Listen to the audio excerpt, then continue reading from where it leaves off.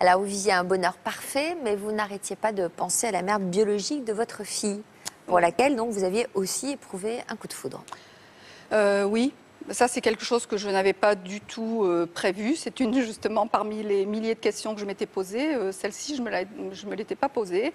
Et effectivement, elle s'est insinuée dans dans ma vie. Et donc, elle a fait partie de ma vie. Elle m'accompagnait tous les jours. Mais quoi, en pensée? Oui, en pensée, Vous oui. pensiez à elle tout le temps? Tout le temps, oui.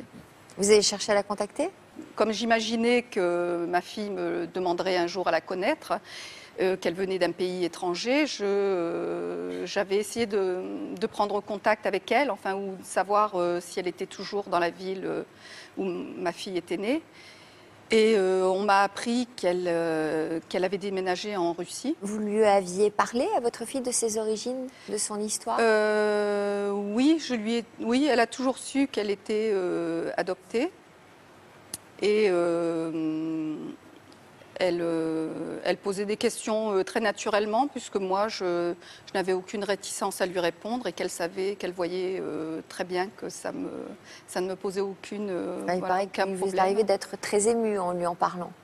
Oui, parce qu'au début, elle savait qu'elle était adoptée. Et puis, un jour, elle a eu en conscience que si elle était adoptée, c'est qu'on l'avait donc abandonnée. Et il y a très peu de temps, elle m'a dit, quand elle avait eu conscience de ça, ça avait été le trou noir dans sa vie. Ça avait été une révélation qui l'avait brisée.